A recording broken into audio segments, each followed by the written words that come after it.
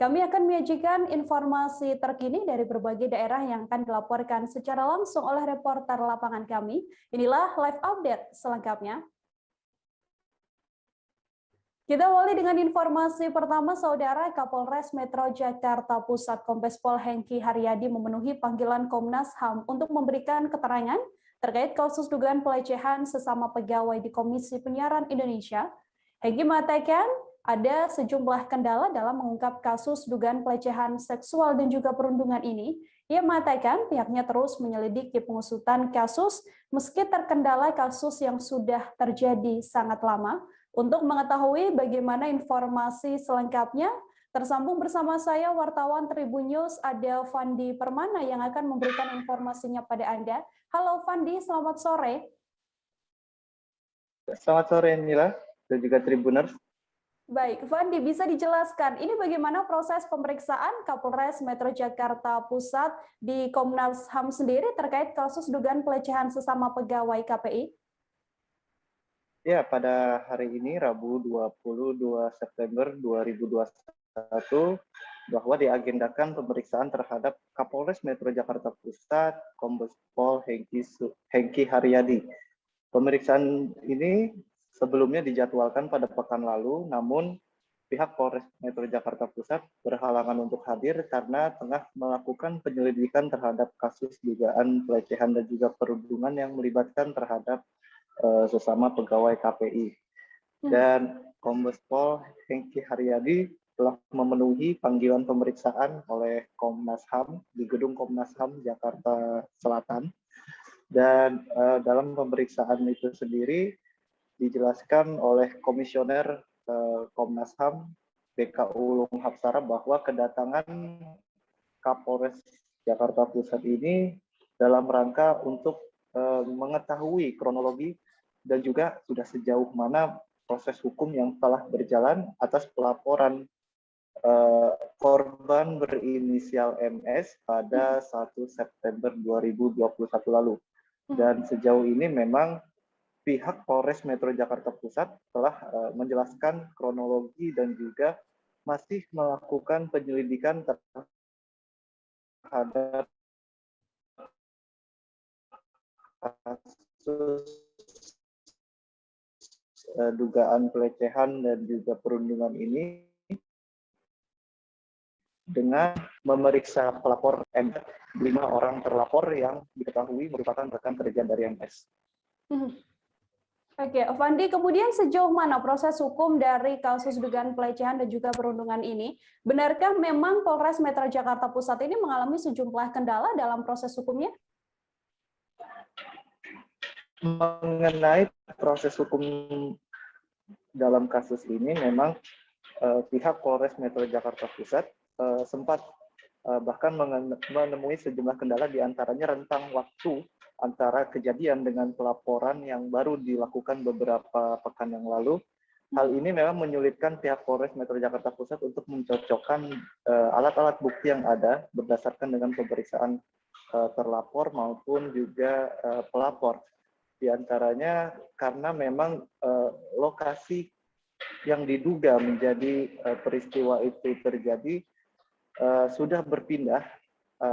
Seperti diketahui bahwa gedung KPI yang sekarang itu merupakan gedung baru, yang dimana dalam kejadian dalam rentang waktu 9 tahun itu memang terjadi di TKP atau gedung KPI yang lama, dan juga rentang waktu yang lama itu menjadi salah satu kendala yang menyulitkan penyelidikan kasus ini, hingga dan juga ada beberapa saksi yang memang sudah dipindah tugaskan, bahkan memang sudah tidak bertugas lagi di Komisi Penyiaran Indonesia. Dan juga tadi Kombes Hengki menyebutkan bahwa pihaknya tidak akan menyerah untuk terus menyelidiki kasus ini, dan memang belum ada tersangka dalam penyelidikan dugaan kasus pelecehan dan juga perundungan ini. Namun pihaknya memang masih membutuhkan saksi-saksi bahwa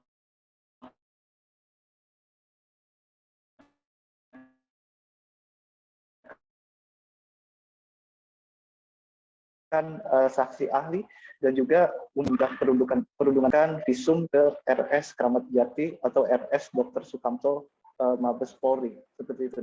Mhm. Dalam pemeriksaan hari ini, selain Kapolres Metro Jakarta Pusat, Fandi, apakah juga ada staf KPI yang kemudian diundang untuk diperiksa hadir di Komnas HAM?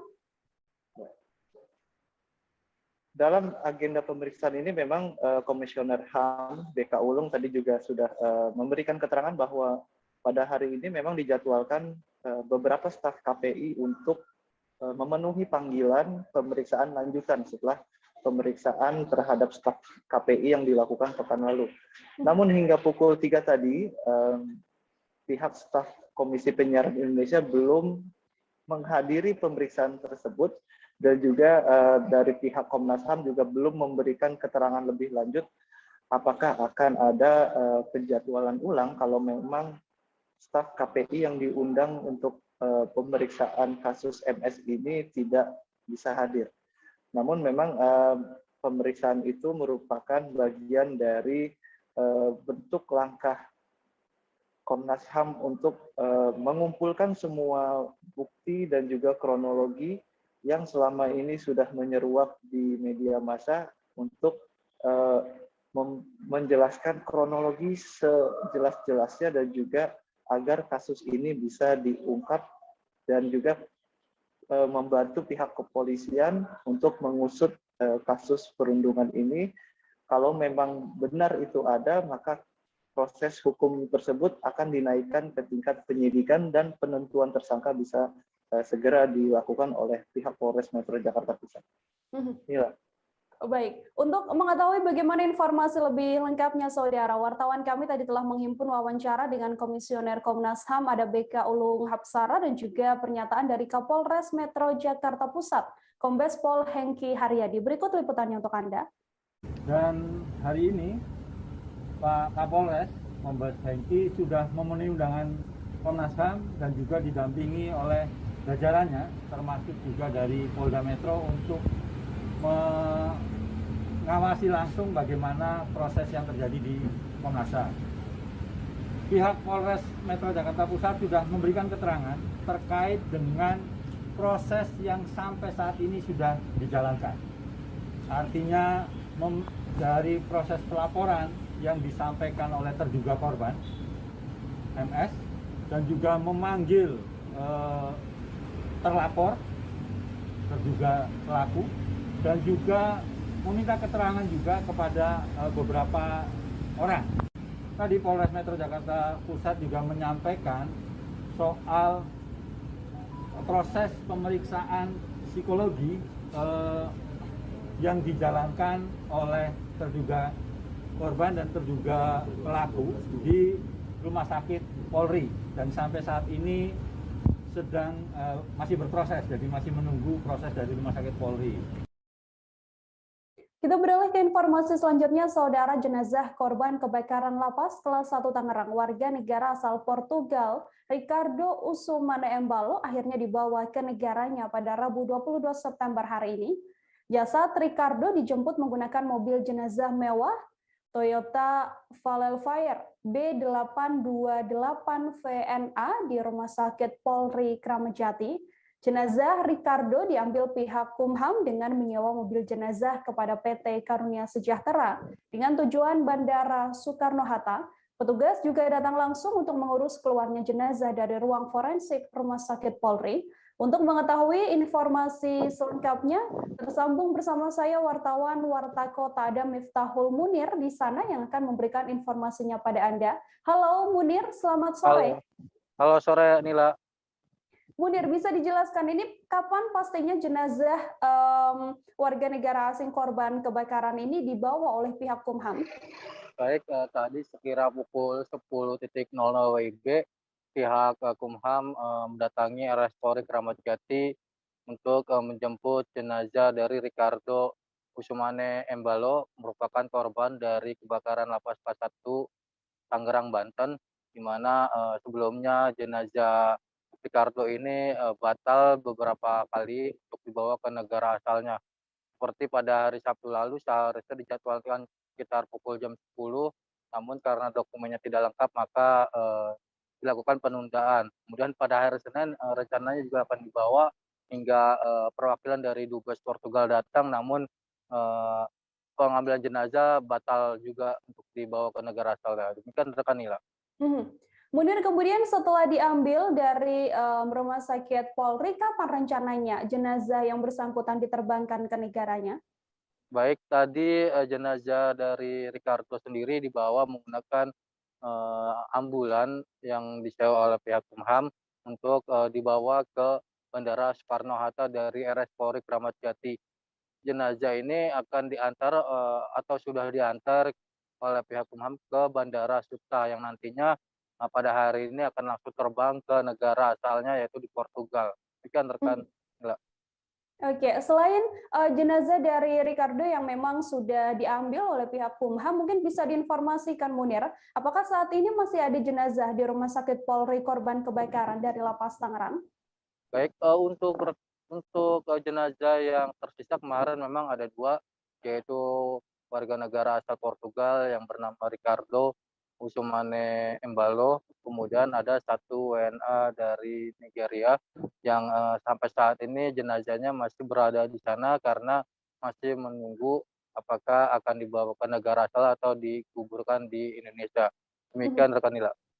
Oke, terima kasih banyak Munir atas informasinya, dan saudara wartawan kami tadi menghimpun wawancara dengan sopir mobil jenazah yang membawa jenazah korban kebakaran Lapas Tangerang, yakni Hendy. Berikut laporannya untuk Anda.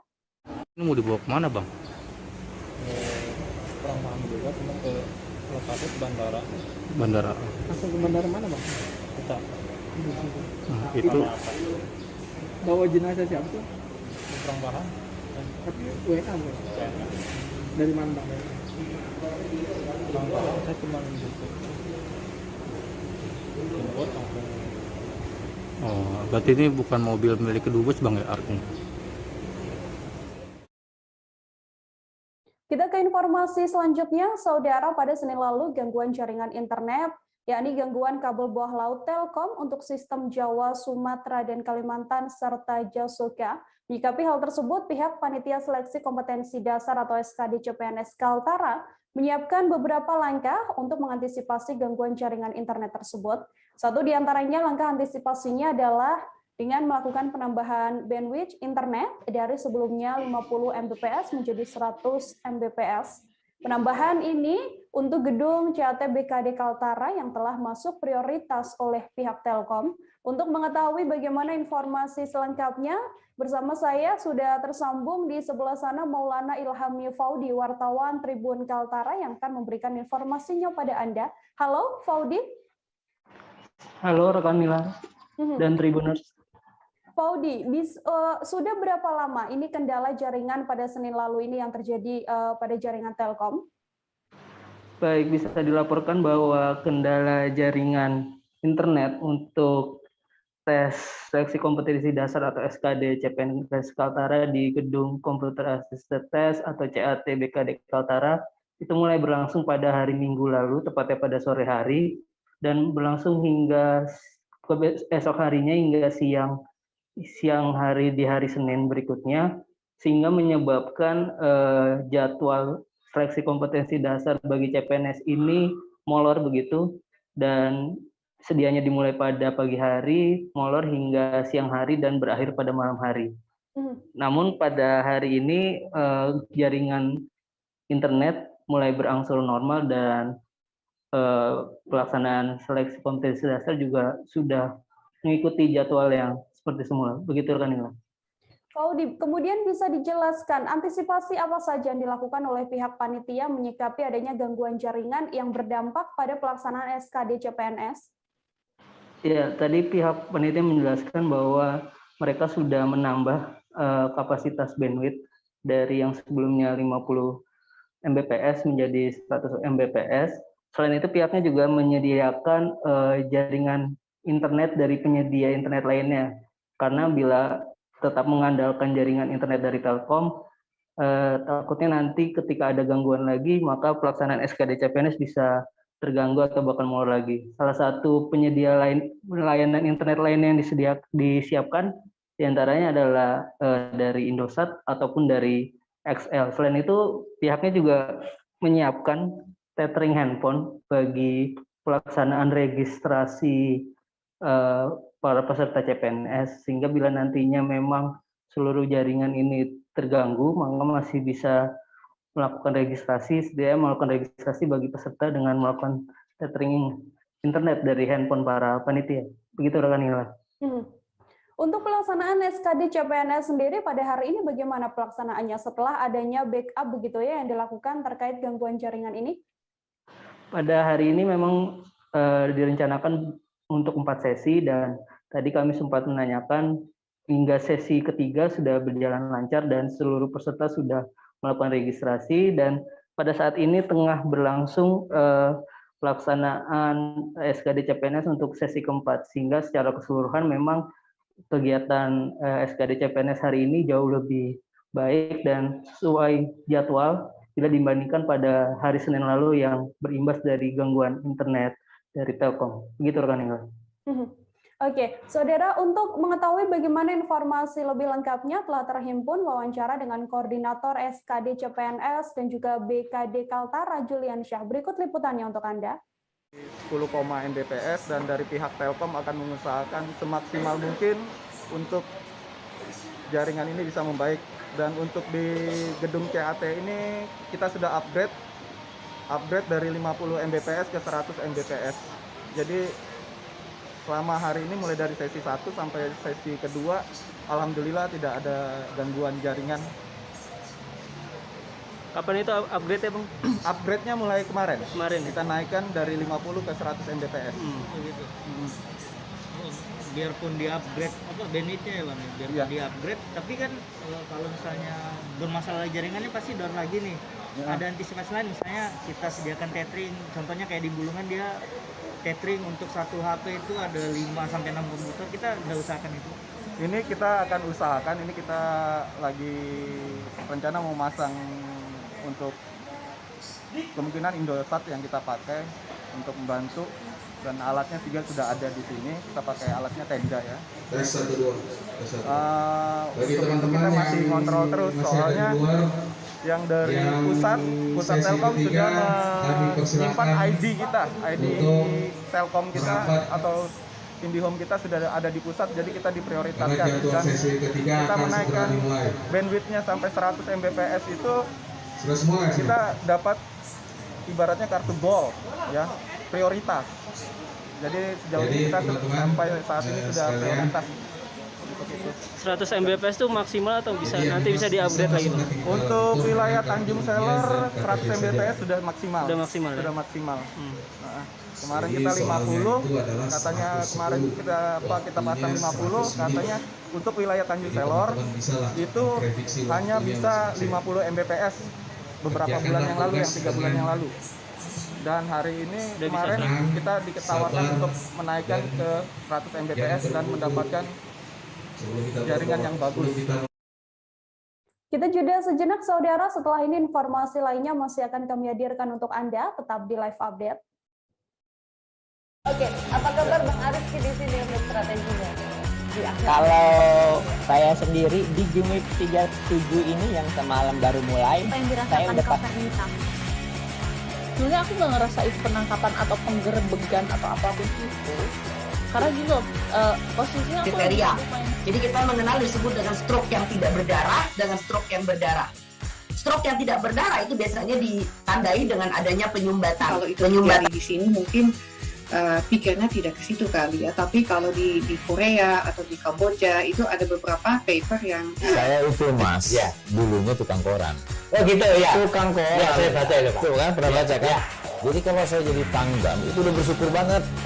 Si anak ini dijadikan sebagai tersangka begitu. Ya, kalau ini kita bicara yang di luar kasus Sebongondo ya. Dengan nama hujan shower, di mana terdapat batas jelas antara daerah hujan dan tidak hujan yang biasanya terjadi pada fase awal mature stage atau tahap berbahaya dewasa. tuh Kang. Jadi mulai artinya terjadinya perlembekan. Nah itu untuk penetrasi akan sulit. Gitu ya. Dok, saya ini menurut saya memang tidak mudah. Bukan urusan tanah diambil. Kalau misalnya Amerika Serikat sekarang, Rasulullah mengatakan dalam sebuah hadis bahwa berpuasa di 6 hari Syawal itu Oke, apa kabar Bang Ariski di sini untuk strateginya? Kalau saya sendiri di Game Week 37 ini yang semalam baru mulai, Apa yang saya dirasakan udah Kak Fernita? Sebenarnya aku nggak ngerasain penangkapan atau penggerebegan atau apapun itu. Karena gitu loh, posisinya aku Kriteria. lagi main. Jadi kita mengenal disebut dengan stroke yang tidak berdarah dengan stroke yang berdarah. Stroke yang tidak berdarah itu biasanya ditandai dengan adanya penyumbatan. Kalau itu terjadi di sini mungkin pikirnya tidak ke situ kali ya. Tapi kalau di Korea atau di Kamboja itu ada beberapa paper yang Saya itu Mas, dulunya tukang koran. Oh gitu ya. Tukang koran. Ya, saya baca itu, Pak. Tuh kan, pernah baca kan? Jadi kalau saya jadi Pangdam, itu udah bersyukur banget. Si anak ini dijadikan sebagai tersangka begitu. Ya, kalau ini kita bicara yang di luar kasus Sebong Ombo ya. Dikenal dengan nama hujan shower, di mana terdapat batas jelas antara daerah hujan dan tidak hujan yang biasanya terjadi pada fase awal mature stage atau tahap Berbahaya dewasa. itu Kang. Jadi mulai artinya terjadinya perlembekan. Nah itu untuk penetrasi akan sulit. Gitu ya. Dok, saya ini menurut saya memang tidak mudah, bukan urusan tanah diambil. Kalau misalnya Amerika Serikat sekarang, Rasulullah mengatakan dalam sebuah hadis bahwa berpuasa di 6 hari Syawal itu. Oke, apa kabar Bang Ariski di sini untuk strateginya? Kalau saya sendiri di Game Week Terima kasih Anda masih bersama kami di Live Update Tribuners. Kita beralih ke informasi selanjutnya. Tim gabungan berhasil menemukan korban kecelakaan laut yang selamat setelah 2 hari terdampar di Pulau Tokong, Malang Biru. Korban merupakan seorang ABK kapal KM Star 83 yang melakukan perjalanan dari Kijang, Kabupaten Bintan menuju Tarempa, Kepulauan Anambas. Reki Haryadi ini ditemukan tim gabungan dari Polairut dan Pos, Basarnas, dan juga nelayan. Saat ditemukan, ia dalam keadaan tidak mengenakan pakaian dan hanya mengenakan celana pendek hitam. Untuk mengetahui bagaimana informasi selengkapnya, tersambung bersama saya wartawan Tribun Batam, ada Rahmatika di sana yang akan memberikan informasinya pada Anda. Halo, Rahma. Halo, Nila. Rahma, seperti apa kronologis kejadian korban kecelakaan laut ini yang kemudian bisa diselamatkan? Baik, Nila. Adapun kronologi kecelakaan laut yang dialami oleh Reki Haryadi yang merupakan seorang ABK kapal kapal KN 83 Star ini sebelumnya melakukan perjalanan dari Kijang, Kabupaten Bintan menuju Tarempa, Kabupaten Kepulauan Anambas. Namun di tengah perjalanan, Reki mengalami kecelakaan di belakang kapal saat akan mencuci tangan. Reki sendiri terpeleset dan kemudian jatuh ke laut.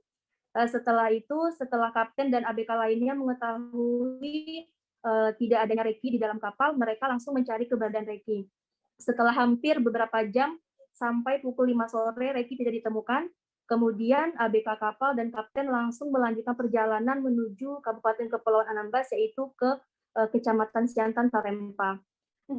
Kemudian melaporkan kepada tim gabungan, yakni Basarnas dan Polairut, untuk melakukan pencarian terhadap Reki. Seperti itu, Nila. Rahma, untuk proses evakuasi yang dilakukan oleh tim gabungan sendiri seperti apa sampai akhirnya berhasil menyelamatkan korban ini? Baik, kemudian setelah hampir 2 hari melakukan pencarian, tim gabungan dari Basarnas Polairut menggunakan kapal RIP yang dimiliki oleh Basarnas langsung mencari keberadaan Reki.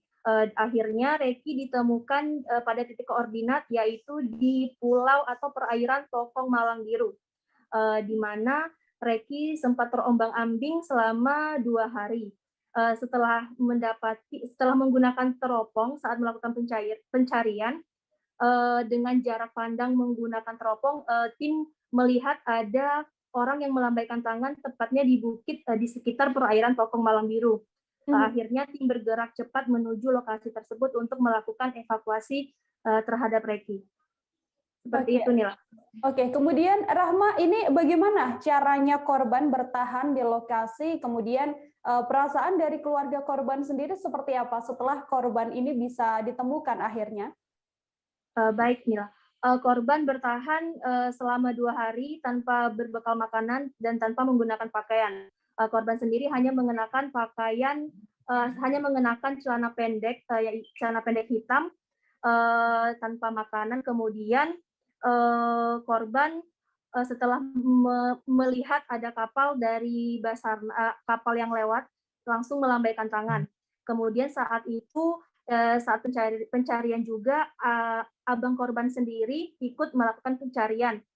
Setelah itu abang korban sendiri sempat histeris saat mendapati sang adiknya yang berada di atas bukit. Kemudian tim langsung melemparkan tali yang dilengkapi dengan pelampung dan langsung menyuruh Reki untuk langsung terjun ke laut. Seperti itu, Nila. Oke, Rahma, terima kasih banyak atas laporan Anda. Selamat bertugas kembali. Terima kasih. Kita ke informasi selanjutnya, saudara. Seorang suami tega menyiksa istrinya hingga tewas di kediamannya di Desa Padeasi, Kecamatan Cisarua, Kabupaten Bandung Barat atau KBB. Aksi sadis yang dilakukan pelaku ini terjadi pada 15 September 2021 lalu. Untuk mempertanggungjawabkan perbuatannya, kini pelaku juga sudah diringkus pihak kepolisian dan mendekam di sel tahanan Mapolres Cimahi. Untuk mengetahui bagaimana informasi lebih lengkapnya terkait aksi yang dilakukan suami terhadap istri sahnya ini, tersambung bersama saya, wartawan Tribun Jabar, ada Hilman Kamaludin di sana yang akan memberikan informasinya pada Anda. Halo Hilman, selamat sore. Ya, selamat sore, Mila. Hilman, untuk kronologis penganiayaan suami terhadap istrinya ini, seperti apa informasinya? Ya, kronologis penganiayaan suami terhadap istrinya ini berawal dari permasalahan rumah tangga mungkin ya. Terus mereka berdua cekcok gitu di rumahnya gitu, yang ada di Kecamatan Cisarua, Kabupaten Bandung Barat. Kemudian si istrinya itu yang merupakan istri sahnya sendiri itu langsung pergi keluar rumah dan dikabarkan jalan dengan pria lain gitu. Kemudian setelah pulang, mereka langsung si istrinya bilang ke suaminya bahwa dia sudah jalan dengan suaminya, sehingga hal itu menyebabkan penganiayaan tersebut terjadi dilakukan oleh si suaminya itu. Seperti itu, Nila. Hilman, terkait kejadian ini, apa motif dari pelaku sebenarnya menganiaya sang istri? Nah, berdasarkan pengakuan pelaku tadi saat konferensi pers di Mapolres Cimahi, bahwa pelaku ini cemburu buta, Nila, karena atas pengakuan si istrinya yang sudah jalan dengan laki-laki lain gitu. Setelah itu ada perdebatan lah seperti itu di rumahnya. Kemudian mungkin tidak terima dengan jawaban yang dikeluarkan istrinya, si suaminya itu langsung melakukan penganiayaan gitu berulang kali gitu pada malam hari itu gitu. Kabarnya penganiayaan itu dilakukan sejak pukul 8 sampai pukul 12 gitu. Mereka dia itu memukul bagian kepala korban, terus punggung berkali-kali gitu, termasuk kepalanya bagian belakang gitu, termasuk tangan dan kakinya gitu. Bahkan pelaku juga sempat menyundutkan rokoknya kepada kaki si istrinya itu. Seperti itu, Nila. Kondisi terakhir korban sebelum akhirnya dinyatakan meninggal dunia seperti apa, Hilman? Ya, setelah penganiayaan itu berdasarkan pengakuan pelaku tadi di Mapolres Cimahi bahwa mereka itu sekitar pukul 1.00 itu sempat beristirahat di kamarnya bersama, bahwa si suaminya sempat memintakan untuk dibuatkan kopi gitu. Kemudian setelah itu mereka tidur, jam 2 tidur berdua, terus pas jam 4 subuh itu si istrinya mengalami sakit badan gitu, terus muntah-muntah gitu karena pukulan-pukulan yang berulang kali dilakukan oleh pelaku tadi. Kemudian muntah, pagi harinya dibawa ke rumah sakit dan setelah di rumah sakit dinyatakan meninggal dunia. Seperti itu, Nila. Oke, Hilman, kemudian juga ada kabar yang mengatakan bahwa penganiayaan yang dilakukan oleh suami terhadap istri sahnya ini juga disaksikan oleh istri sirinya. Benarkah memang seperti itu informasinya berdasarkan ya, yang betul. ada? Ya, betul, Nila. Ya, hal itu juga dibenarkan oleh Kasat Polres Cimahi AKP Yohanes Sigero bahwa saat penganiayaan itu disaksikan oleh istri sirinya pelaku gitu, karena istri pelaku ini pengakuannya pernah nikah 7 kali gitu, kawin cerai seperti itu. Nah, dari 7 kali pernikahan itu sekarang tinggal 2 istri, yang satu istri serahnya, yang satu istri sirinya yang menyaksikan penganiayaan itu gitu. Namun si istri sirinya itu tidak melakukan penganiayaan juga, tetapi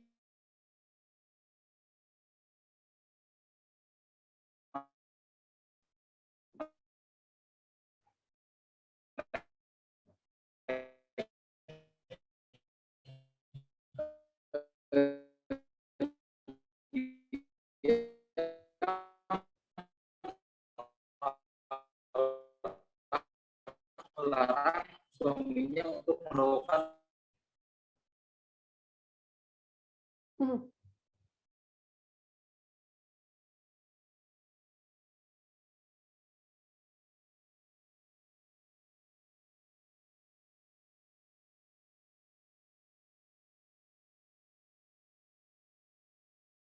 Cimahi, AKP Yohanes Redoi Sigiro. Untuk mengetahui informasi selengkapnya, berikut liputannya untuk Anda. Reskrim Polres Cimahi akan merilis pengungkapan kami. Alhamdulillahirrahmanirrahim, Satreskrim Polres Cimahi telah melakukan pengungkapan terhadap tindak pidana kekerasan dalam rumah tangga yang mengakibatkan korban meninggal dunia, di mana kejadian pada hari Rabu tanggal 15 September 2021 pada pukul 20.00 kejadian seorang suami bernama Cecep berumur 37 tahun melakukan penganiayaan secara cukup sadis kepada istri sahnya di rumahnya di daerah Pada Asih, Kabupaten Bandung Barat. Pada malam itu, pelaku, saudara Cecep, yang merupakan suami korban, tersulut emosi karena cemburu, dikarenakan istrinya jalan ataupun pergi bersama dengan laki-laki lain. Akibat perasaan cemburunya, saudara Cecep, tersangka atau pelaku ini, melakukan penganiayaan kepada istrinya. Kami jeda sejenak, saudara. Setelah ini masih akan ada informasi lainnya untuk Anda. Tetap di live update. Oke, apa kabar Bang Arief di sini untuk strateginya? Kalau saya sendiri di Jumip 37 ini yang semalam baru mulai, saya udah sebenarnya aku nggak ngerasa itu penangkapan atau penggerebegan atau apapun itu. Karena gitu, posisinya aku kriteria. Jadi kita mengenal disebut dengan stroke yang tidak berdarah dengan stroke yang berdarah. Stroke yang tidak berdarah itu biasanya ditandai dengan adanya penyumbatan. Kalau itu terjadi di sini mungkin pikirnya tidak ke situ kali ya. Tapi kalau di Korea atau di Kamboja itu ada beberapa paper yang saya itu Mas, ya, dulunya tukang koran. Oh gitu ya. Tukang koran. Ya, saya baca itu Pak. Tuh kan pernah baca kan? Ya. Jadi kalau saya jadi pangdam itu udah bersyukur banget. Si anak ini dijadikan sebagai tersangka begitu. Ya, kalau ini kita bicara yang di luar kasus Sebongombo ya. Dengan nama hujan shower, di mana terdapat batas jelas antara daerah hujan dan tidak hujan yang biasanya terjadi pada fase awal mature stage atau tahap berbahaya dewasa. itu Kang. Jadi mulai artinya terjadinya perlembekan. Nah itu untuk penetrasi akan sulit. Gitu ya. Dok, saya ini menurut saya memang tidak mudah, bukan urusan tanah diambil. Kalau misalnya Amerika Serikat sekarang, Rasulullah mengatakan dalam sebuah hadis bahwa berpuasa di 6 hari Syawal itu. Oke, apa kabar Bang Arief di sini untuk strateginya? Kalau saya sendiri di Jumip 37 ini yang semalam baru mulai, saya udah sebenarnya aku nggak ngerasa itu penangkapan atau penggerebegan atau apapun itu. Karena gitu, posisinya aku kriteria. Jadi kita mengenal disebut dengan stroke yang tidak berdarah dengan stroke yang berdarah. Stroke yang tidak berdarah itu biasanya ditandai dengan adanya penyumbatan. Kalau itu terjadi di sini mungkin pikirnya tidak ke situ kali ya. Tapi kalau di Korea atau di Kamboja itu ada beberapa paper yang saya itu Mas, ya, dulunya tukang koran. Oh gitu ya. Tukang koran. Ya, saya baca itu Pak. Tuh kan pernah baca kan? Ya. Jadi kalau saya jadi pangdam itu udah bersyukur banget. Si anak ini dijadikan sebagai tersangka begitu. Ya, kalau ini kita bicara yang di luar kasus Sebongombo ya. Dengan nama hujan shower, di mana terdapat batas jelas antara daerah hujan dan tidak hujan yang biasanya terjadi pada fase awal mature stage atau tahap berbahaya dewasa. itu Kang. Jadi mulai artinya terjadinya perlembekan. Nah itu untuk penetrasi akan sulit. Gitu ya. Dok, saya ini menurut saya memang tidak mudah, bukan urusan tanah diambil. Kalau misalnya Amerika Serikat sekarang, Rasulullah mengatakan dalam sebuah hadis bahwa berpuasa di 6 hari Syawal itu. Oke, apa kabar Bang Ariski di sini untuk strateginya? Kalau saya sendiri di Game Week 37 ini yang semalam baru mulai, saya udah pasti. Sebenarnya aku nggak ngerasa itu penangkapan atau Masih bersama dengan saya Nila Irde di Live Update. Saudara, kita beralih ke informasi selanjutnya. Kasus penemuan mayat bocah di Sungai Prawira Indramayu akhirnya terungkap, yang mana ibu tiri korban merupakan pelakunya dengan menyewa orang untuk membunuh anak tirinya. Keluarga merasa kaget saat mengetahui MYP merupakan korban pembunuhan. Terlebih otak dari pembunuhan tersebut adalah ibu tirinya sendiri. Paman korban mengatakan bahwa keluarga baru mengetahui hal tersebut setelah SA dibawa oleh polisi pada 2 hari lalu. Untuk mengetahui bagaimana informasi selengkapnya, tersambung bersama saya wartawan Tribun Cirebon, ada Handika Rahman di sana yang akan memberikan informasinya pada Anda. Halo, selamat sore Handika. Halo Nila. Handika, bisa dijelaskan bagaimana kronologis akhirnya kejadian ini bisa terungkap dan bahwa tewasnya sang bocah merupakan kasus pembunuhan? Baik Nila, dapat kami informasikan bahwa pada pertengahan bulan Agustus lalu, tepatnya di Sungai Prawira di Kecamatan Balongan itu sempat ditemukan sesosok mayat bocah laki-laki yang diperkirakan berusia 8 tahun, di mana saat itu warga setempat sempat geger mengingat kondisi korban yang sudah membusuk. Kemudian polisi melakukan olah TKP dan mencari bukti-bukti hingga dapat disimpulkan bahwa bocah tersebut merupakan korban pembunuhan oleh ibu tirinya sendiri, di mana ibu tirinya ini menggunakan jasa pembunuh bayaran untuk membunuh korban. Dari informasi yang diterima tribuncirebon.com bahwa korban ini dibunuh dengan cara diceburkan ke dalam sungai oleh pelaku eksekutor yang sebelumnya disewa oleh ibu korban hingga meninggal dunia dan hanyut hingga ke Kecamatan Balongan dan ditemukan Nila. Handika, untuk sosok dari ibu tiri korban sendiri yang merupakan otak pembunuhan ini, seperti apa sosoknya di mata keluarga? Baik Nila, untuk sosok dari ibu tiri korban ini menurut dari keterangan keluarga yang tadi tribuncirebon.com sambangi, di mana sosok ibu tiri korban ini justru dikenal baik oleh pihak keluarga. Karena sosok ibu tiri ini merupakan sosok yang tertutup, di mana jika kalau sedang berada di luar rumah atau di rumah saudara-saudara, sosok ibu tiri ini justru terlihat sayang kepada anak tirinya tersebut, Nila. Namun entah alasan apa hingga membuat korban ini dibunuh oleh ibu tirinya sendiri. Dari keterangan sementara, pihak kepolisian belum mengungkap secara pasti apa alasan dari ibu tiri ini tega melakukan pembunuhan tersebut. Mila. Oke, Handika, kemudian untuk tanggapan dari pihak keluarga korban sendiri, mengetahui bahwa tewasnya korban ternyata adalah dibunuh oleh ibu tirinya sendiri, seperti apa? Baik Nila, untuk tanggapan dari pihak keluarga, tentu ya ini pihak keluarga sangat kecewa. Mereka sangat tidak menyangka bahwa bocah berusia 8 tahun tersebut merupakan korban pembunuhan. Terlebih korban ini dibunuh oleh ibu tirinya sendiri yang merupakan otak dari pembunuhan dengan menyewa seorang pembunuh bayaran.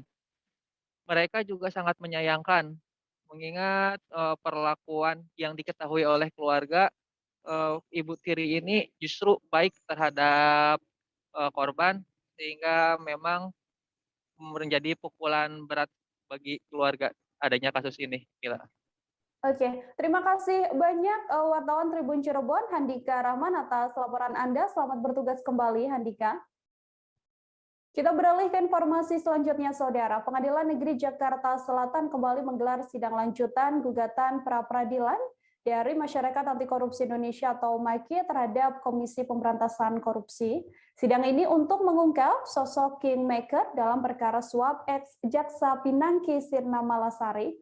Dalam persidangan yang digelar di ruang sidang 7 PN Jaksel pada Rabu hari ini, Maki bersama Lembaga Pengawasan dan Pengawalan Penegakan Hukum Indonesia menyerahkan dokumen ataupun bukti persidangan. Untuk mengetahui bagaimana informasi lebih lengkapnya terkait lanjutan sidang pra-peradilan Maki terhadap KPK ini, tersambung bersama saya di sebelah sana wartawan Tribun News.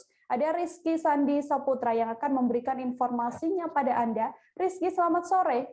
Ya, selamat sore Nila dan juga Tribuners. Rizky, agenda sidang lanjutan pada hari ini bagaimana? Mungkin bisa diceritakan? Ya, jadi Nila dan juga Tribuners, siang tadi Pengadilan Negeri Jakarta Selatan kembali menggelar sidang lanjutan gugatan pra-peradilan terkait dengan pengungkapan sosok kingmaker atau otak dari rencana pembebasan Joko Chandra begitu dalam kasus Red Notice dengan terpidana ex-jaksa Pinangki Sirna Malasari, di mana dalam sidang lanjutan tadi pihak pemohon dalam hal ini Maki yang diwakili oleh LP3HI yakni Lembaga Pengawalan, Pengawasan dan Penegakan Hukum Indonesia menyerahkan beragam barang bukti tertulis kepada majelis hakim dan juga kepada pihak termohon dalam hal ini KPK begitu.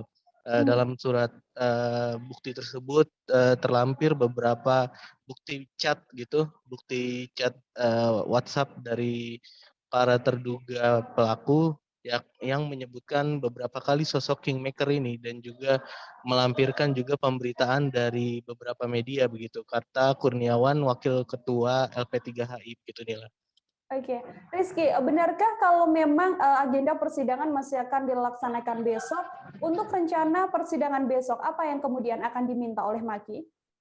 Iya, tadi Wakil Ketua LP3HI mewakili koordinator Maki yakni Kurniawan meminta kepada majelis hakim untuk menghadirkan pimpinan, dalam hal ini Wakil Ketua KPK Nurul Gufron, untuk hadir dalam persidangan besok sebab dirinya meyakini pada saat penyidikan kasus tersebut Nurul Gufron lah yang terlibat sebagai penyidik.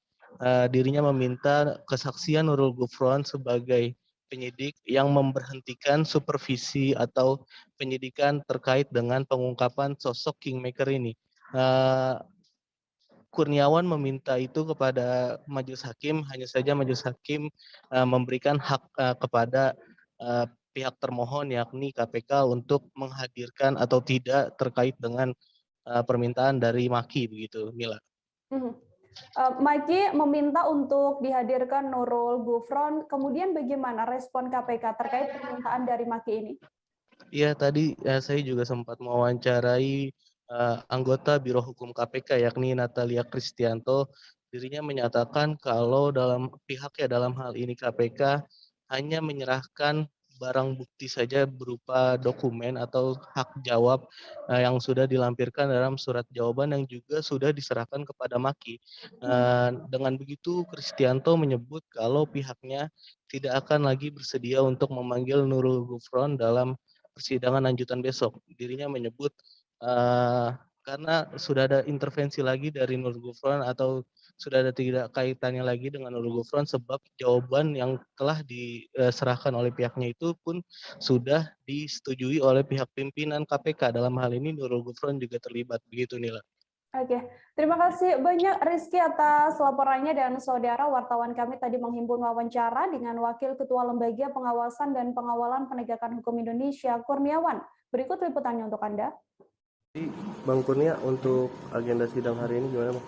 Ya, sidang hari ini dari pihak Maki dan LP3HI mengajukan bukti tertulis saja berupa akte dan jawaban dari KPK, surat menyurat terkait dengan pengajuan Maki soal kingmaker itu dan berita media. Hanya itu aja, kita untuk bukti kita ajukan itu. Karena sebenarnya dokumen keputusan apakah apa yang menjadi alasan segala macam untuk dihentikan supervisinya itu kan sebenarnya ada di pihak termohon. Kita mendalilkan bahwa kita sudah mengajukan tapi kemudian dihentikan, itu seperti itu. Nah, makanya kemudian di akhir tadi kita minta kepada yang mulia hakim agar memerintahkan termohon menghadirkan Nurul Kufron karena pada waktu itu dia yang memimpin gelar perkara yang memeriksa dan dihadiri juga oleh saudara Boyamin. Jadi dokumen-dokumennya segala macam ada di mereka. Gitu. Kita ke informasi selanjutnya, saudara, pada sidang kasus dugaan korupsi 16 paket proyek di Kabupaten Muara Enim atas terdakwa Juarsa Bupati Muara Enim nonaktif, JPU menghadirkan 2 orang saksi dari pihak kontraktor pada Kamis 16 September. Pada sidang yang digelar secara tatap muka ini, di hadapan majelis hakim, saksi yang bernama Syafarudin alias Iwan Rotari mengatakan dirinya benar memberikan uang sebesar 1 miliar rupiah dari terpidana Elvin MZ Muhtar. Iwan Rotari adalah pemenang 4 paket proyek di Kabupaten Muara Enim dengan nilai kontrak sebesar 25 miliar rupiah. Dari 25 miliar tersebut, Elvin meminta fee sebesar 10% dari nilai kontrak, yakni sebesar 2,5 miliar rupiah.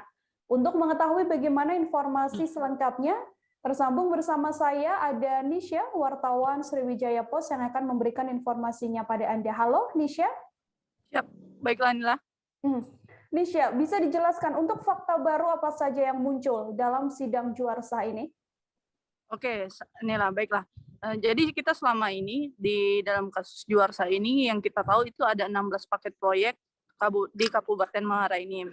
Namun ternyata di fakta persidangan muncul fakta baru, yaitu ternyata selain 16 paket proyek tersebut ada 4 paket proyek lagi dengan nilai 25 miliar yang dimenangkan oleh PT Rotary Group yang milik dari Syafarudin alias Iwan Rotari yang dihadirkan sebagai saksi di persidangan sebelumnya. Seperti itu. Nisha, berapa nilai kontrak dari 4 proyek yang dimaksud dalam persidangan tersebut? Untuk 4 paket proyek tersebut, Iwan Rotari memenangkan paket proyek 25 miliar rupiah. Seperti itu, Nila. Adakah kaitannya, Nisha, 4 paket proyek ini dalam kasus dugaan korupsi 16 paket proyek di Muara Enim oleh terdakwa Juarsa sendiri? Oke. Jadi untuk 4 paket proyek tersebut diduga Juarsa juga menerima gratifikasi atas nilai proyek yang 25 miliar tersebut, ada fee 2,5 miliar dan 1 miliarnya itu disebutkan di dalam persidangan jika dibagi untuk bupati dan wakil bupati saat itu, yang mana bupati saat itu dijabat oleh terpidana Ahmad Yani dan wakil bupatinya dijabat oleh terdakwa Juarsa. Begitu, Nil. Oke, terima kasih banyak Nisha atas laporannya, dan saudara telah terhimpun wawancara oleh Nisha ini dari JPU KPK Riki Bakhas dan juga kuasa hukum Juarsa Saifuddin SH. Berikut laporannya untuk Anda. Dari untuk sidang hari ini saksi berapa yang kita ada sini? Hari ini untuk sidang Pak Juarsa sebenarnya kami memanggil 5 orang saksi untuk dihadirkan. Dari 5 itu hanya bisa diperiksa 3 orang. 1 memang kami layangkan panggilan itu belum merespon atas nama Kamrin. Yang kedua tadi kita hadirkan atas nama Dedi Arsah, itu mengundurkan diri sesuai KUHP, itu bisa mengundurkan diri karena ada hubungan darah sama keluarga adik kandung, itu diperbolehkan. Namun selatan ketika dia tidak bersedia memberi keterangan, berarti dia tidak bisa menerangkan apa yang mungkin yang bisa untuk meluruskan hal-hal tentang Pak Juarsa terdakwa itu. Tapi kalau tidak ya kami akan lihat BAP-nya, keterangannya ada alat bukti elektronik dari chat WA dari Dedi Arsah ini yang bisa kami pakai. Terus ya 3 orang lagi tadi ada kontraktor termasuk Syafarudin Iwan Rotari, ada membenarkan ada memberikan uang untuk Elvin 1 miliar 2 kali 500 juta. Nah, uang itu sesuai dengan plan Elvin, uang itulah yang untuk diberikan kepada Pak Juarsa. 500 juta pertama itu untuk dilek istrinya, yang kedua 500 juta itu adalah momennya bulan puasa mau Idul Fitri.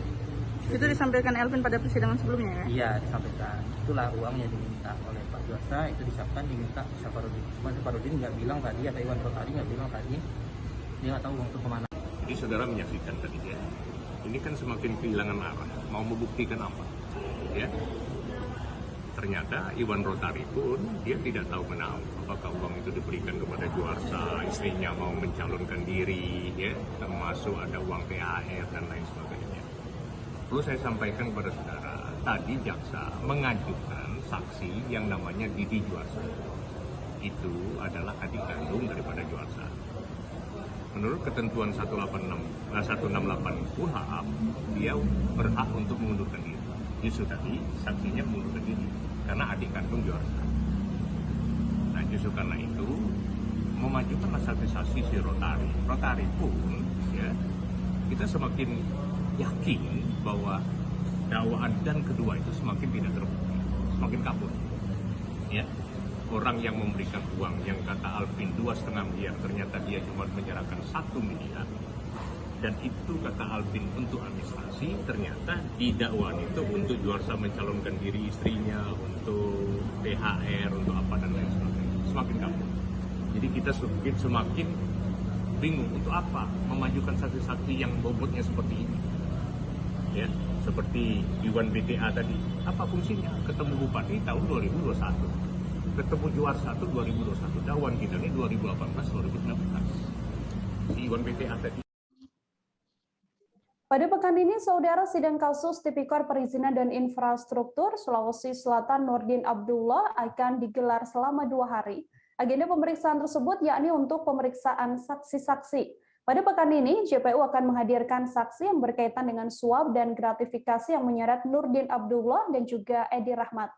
Saksi-saksi yang nantinya akan dihadirkan dikabarkan datang dari kalangan swasta. Untuk mengetahui bagaimana informasi selengkapnya, tersambung bersama saya wartawan Tribun Timur ada Fadli Ali di sana yang akan memberikan laporannya pada Anda. Halo, Fadli. Ya, Rekanila. Fadli, benarkah agenda sidang terdakwa Nurdin Abdullah dan juga Edi Rahmat ini nantinya akan digelar selama 2 hari dalam 1 pekan? Ya, benar sekali Rekanila, bahwa kemarin kami mengkonfirmasi kepada Jaksa Penuntut Umum Komisi Pemberantasan Korupsi JPU KPK M. Asri Irawan, bahwa berbeda dari 6 sidang sebelumnya di mana hanya digelar 1 hari dalam sepekan, untuk pekan ini digelar selama 2 hari, yakni Rabu dan Kamis. Selama untuk pekan ini sendiri, ini terkait dengan zona risiko di Kota Makassar yang kemudian sudah kuning dan berada di PPKM level 2, sehingga agenda-agenda sidang tidak hanya digelar pada Kamis seperti sidang-sidang sebelumnya, ini akan digelar selama 2 hari, yakni pada Rabu dan Kamis, Rekanila. Fadli, untuk respon dari JPU KPK sendiri bagaimana menyikapi akan digelarnya 2 hari dalam 1 pekan sidang ini? Ya, Rekanila, respon dari JPU KPK sendiri ini direspon positif, mengingat ada beberapa saksi yang kemudian akan dihadirkan dan tentunya ini akan berjalan lebih cepat dari biasanya, mengingat waktu yang diberikan untuk para saksi untuk minta keterangan itu lebih banyak dan tentunya akan lebih cepat dan efisien. Kemudian Fadli, untuk hari ini kan memang digelar persidangan juga. Berapa saksi dalam sidang hari ini yang dihadirkan berdasarkan pantauan Anda? Ya, Rekanila, betul sekali bahwa hari ini Rabu 22 September 2021 digelar sidang lanjutan. Ini sidang ke-10, Rekanila, di mana ada 7 dari 8 saksi yang kemudian rencana dihadirkan oleh JPU KPK, namun hanya 7 yang hadir. 7 diantaranya merupakan 6 dari 7 itu adalah pengusaha dan 1 lainnya adalah honorer di Pemprov Sulsel, Rekanila. Ada 6 pengusaha, kemudian ada 1 honorer Pemprov Sumsel yang dihadirkan dalam pemeriksaan ini. Apa fokus JPU untuk menghadirkan ke-7 saksi ini, Fadli? Ya, Rekanila, fokus dari JPU KPK tersendiri bagaimana beberapa kontraktor yang merupakan pengusaha yang selama ini ditengarai memberikan uang kepada Nurdin Abdullah. Jadi ada 4 dari 6 pengusaha yang dihadirkan ini teridentifikasi memberikan uang kepada Nurdin Abdullah. Namun dari sidang yang ada, mereka tidak memberikan langsung kepada Nurdin Abdullah, tetapi melalui beberapa pejabat seperti pejabat Biro Pengadaan Barang dan Jasa, Sekdis PUTR, dan ajudan dari Nurdin Abdullah sendiri, Rekanila. Baik, saudara, untuk mengetahui bagaimana informasi lebih lengkapnya telah terhimpun wawancara dengan JPU KPK Siswandono untuk Anda. Berikut liputannya. Ya, apakah nanti akan ditingkatkan juga ke? Kami akan analisa dulu, belum lagi nanti terlalu mendahului kalau nanti saya bilang apakah cara ini akan dinaikkan atau enggak. Tapi yang jelas kan kita analisa dulu bagaimana perannya, bagaimana posisi dia gitu. Nanti kan kami analisa. Kalau fokus pemeriksaan hari ini dengan menghadirkan 7 saksi ini apa itu Bang? Mungkin apa yang ingin digali begitu? Yang ingin digali bahwa ada pemberian kepada baik kepada Pak Gubernur atau baik kepada Pak Edi Rahmat. Ternyata tadi kan kami sudah dapat fakta itu. Untuk sementara kami sudah menganggap fakta itu. Meskipun ada satu saksi tadi Pak John dia nggak ngaku. Nggak apa-apa, itu hak saksi. Kan itu punya fakta lain, punya cara bukti lain. Tidak apa-apa, biasa itu. Yang 1 miliar itu sama $1.000 Singapura itu emang untuk Pak ya? Nanti kan Pak Haji Mumo untuk diperiksa nih, nanti kami periksa dulu. Kalau tadi kan baru pengakuannya dari anak buahnya. Tapi dalam sidang kemarin itu Besari mengakui gitu kan? Iya, tuduhannya ke situ, tuduhannya. Makanya kan kami mengumpulkan fakta. Salah satunya dari Pak Parakasi. Nanti akan ada keterangan dari Pak Haji Mumo yang punya uang, yang merupakan atasannya Pak Parakasi. Nah, kami gali nih duitnya untuk apa? Apakah untuk Pak Gubernur atau untuk Besari atau untuk yang lainnya, kita belum tahu. Memang tuduhan atau jawaban kami ada itu. Justru itu kami mengumpulkan fakta itu. Kita jeda sejenak saudara, setelah ini masih akan ada beragam informasi lain untuk Anda, tetap di live update. Oke, apa kabar Bang Arifki di sini untuk strateginya? Kalau saya sendiri di Jumip 37 ini yang semalam baru mulai, saya udah pasti. Sebenarnya aku nggak ngerasa itu penangkapan atau penggerbegan atau apapun itu.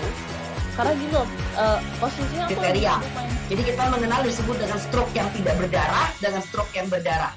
Stroke yang tidak berdarah itu biasanya ditandai dengan adanya penyumbatan. Kalau itu terjadi di sini mungkin pikirnya tidak ke situ kali ya, tapi kalau di Korea atau di Kamboja itu ada beberapa paper yang saya itu Mas, ya, dulunya tukang koran. Oh gitu ya. Tukang koran. Ya, saya baca itu Pak. Tuh kan pernah baca kan? Ya. Jadi kalau saya jadi Pangdam itu udah bersyukur banget. Si anak ini dijadikan sebagai tersangka begitu. Ya, kalau ini kita bicara yang di luar kasus Sebong Ombo ya. Dengan nama hujan shower, di mana terdapat batas jelas antara daerah hujan dan.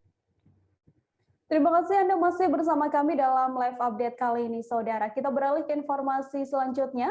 Vaksinasi Merdeka serentak sinergi Polri dan juga Badan Eksekutif Mahasiswa seluruh Indonesia dilakukan pada 96 titik di seluruh Indonesia yang dibuka langsung oleh Presiden Joko Widodo secara virtual. Presiden Joko Widodo mengatakan 2 kunci penanganan COVID-19, yakni dengan mempercepat vaksinasi dan juga menerapkan protokol kesehatan. Presiden Jokowi berharap dengan pelaksanaan vaksinasi Merdeka ini, herd immunity 70% bisa segera tercapai. Pelaksanaan vaksinasi di kampus terpadu Universitas Bangka Belitung juga dilakukan dengan target sasaran setidaknya ada 2.000 orang. Sasarannya tidak hanya mahasiswa, namun juga pada orang tua mahasiswa dan juga masyarakat sekitar. Untuk mengetahui bagaimana informasi lebih lengkapnya, tersambung bersama saya, wartawan Bangka Pos, ada Cici Nasyanita yang akan memberikan informasinya pada Anda. Halo, Cici. Halo, Nilo. Cici, bagaimana pelaksanaan vaksinasi Merdeka di lapangan berdasarkan pantauan Anda? Baik, vaksinasi Merdeka serentak ini dilakukan di hampir 96 titik di seluruh Indonesia, dan untuk kampus Universitas Bangka Belitung sendiri tadi menargetkan 2.000 orang. Nah, untuk pelaksanaan di lapangan kita melihat ada 8 gerai yang disediakan dalam halaman Timah 1 kampus Universitas Bangka Belitung, dan di situ ada beberapa stakeholder terkait yang melaksanakan vaksinasi ini, yakni dari Polres Bangka, kemudian juga dari Puskesmas yang diarahkan sesuai arahan Dinas Kesehatan Kabupaten Bangka. Dan ini tadi juga tidak hanya pelaksanaannya seperti vaksinasi biasa, namun bagi masyarakat yang mendaftarkan diri 500 orang pertama itu akan mendapatkan sembako. Sembako ini berisi beras, mie goreng, dan juga minyak goreng. Namun perlu saya informasikan 500 orang ini dibagi 2 hari, 250 pada hari pertama dan 250 pada hari kedua, karena pelaksanaannya 2 hari dengan alokasi 1.000 dosis hari pertama dan 1.000 dosis hari kedua. Seperti itu, Mila. Oke, artinya ada sembako yang diberikan untuk masyarakat yang mengikuti vaksin, kemudian berhubung akan adanya sembako yang diberikan, berdasarkan pantauan Anda, bagaimana antusiasme dari masyarakat, Cici? Baik, antusias masyarakat ketika kita memantau semenjak dibukanya acara vaksinasi ini pada pukul 10, masyarakat sudah banyak memenuhi area tenda yang disediakan, di mana ada sangat cukup luas, karena ada 8 gerai yang disediakan.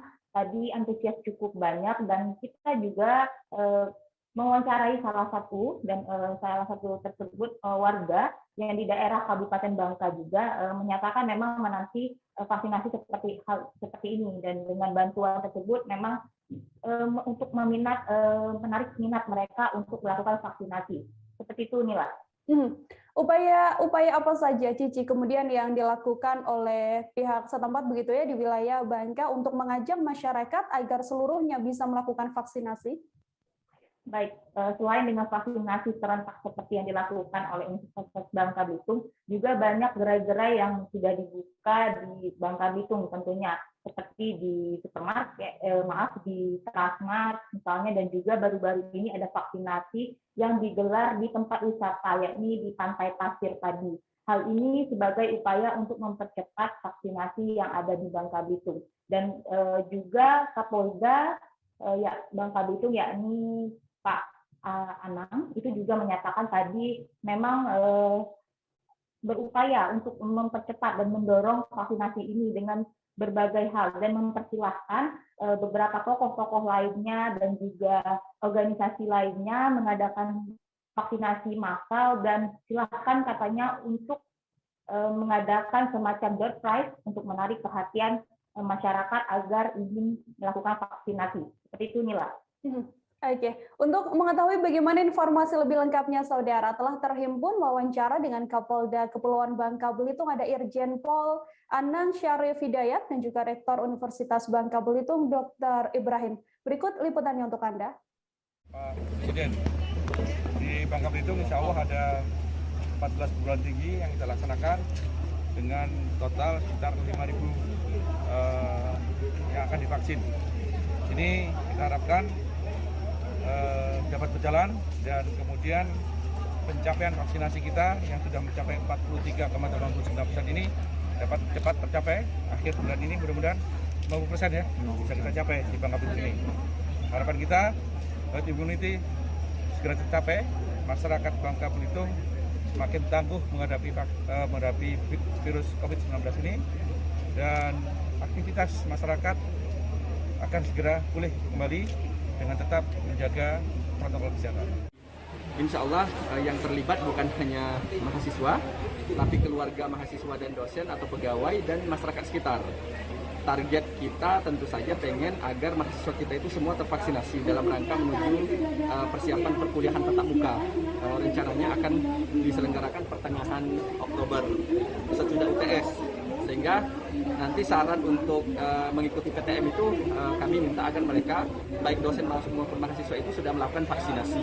Ini dalam rangka mendorong herd immunity, dan kita sama-sama sebagai tanggung jawab untuk mendorong agar pandemi COVID bisa ditekan. Kalau untuk masyarakat kan ini selain mengajak kita untuk vaksinasi kan, terus bantuannya untuk mungkin gimana ya, buat nambah itulah kebutuhan di rumah ya.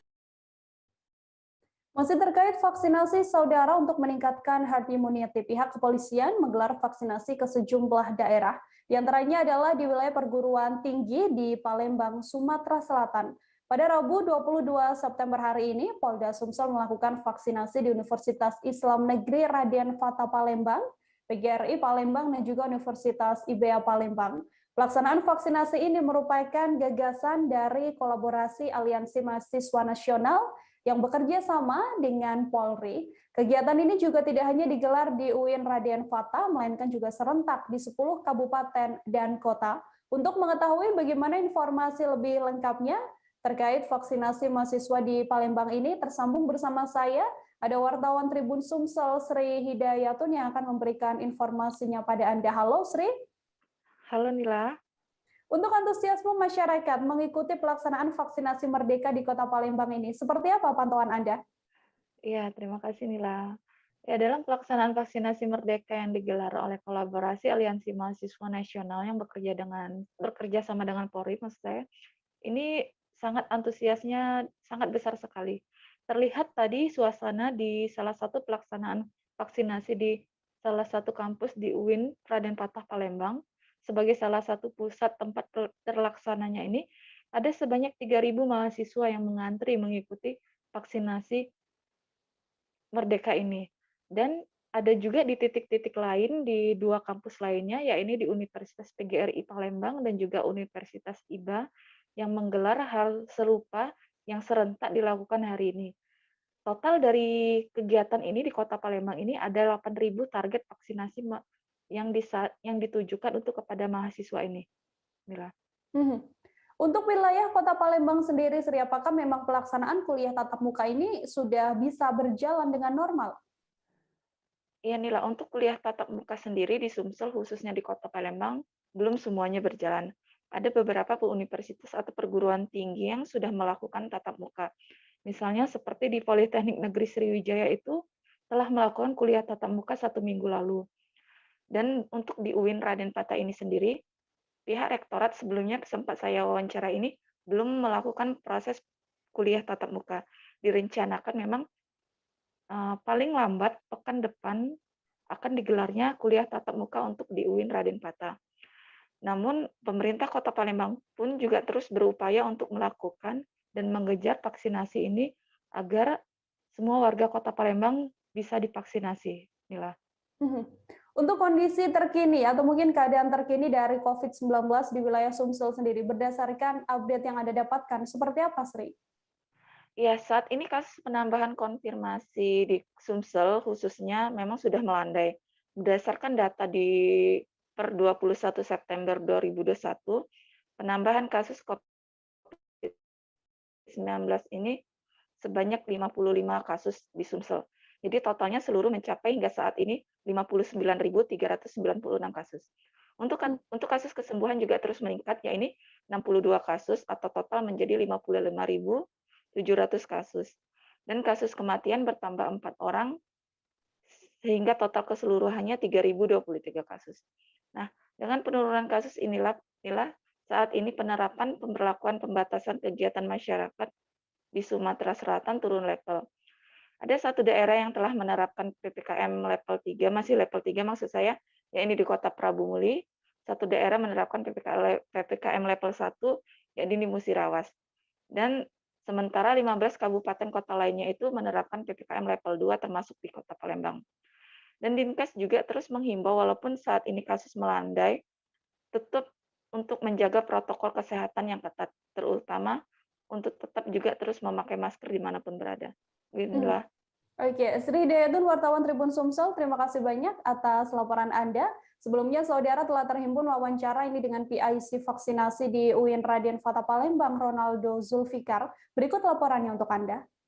Nasional hari ini yang digelar hampir 10 titik, di mana salah satunya ada di UIN Raden Patah Palembang, di mana di UIN Raden Patah Palembang ini kita ingin mencapai target 3.000 dosis vaksin atau 3.000 peserta. Total dosis yang memang sekiranya kita sediakan untuk seluruh Indonesia di 10 titik itu ada 55.069 dosis. Nah, hari ini kegiatan gerakan vaksinasi nasional ini kita tergabung atas 5 aliansi. Pertama ada BEM Nusantara, yang kedua ada BEM Perguruan Tinggi Muhammadiyah se-Indonesia, yang ketiga ada DEMA Perguruan Tinggi Keagamaan Indonesia PTKIN, lalu Forsuma, lalu ada dari Permikomnas, serta panitia lokal seperti tadi Forsuma, Terus dan lain sebagainya yang ada di Sumatera Selatan.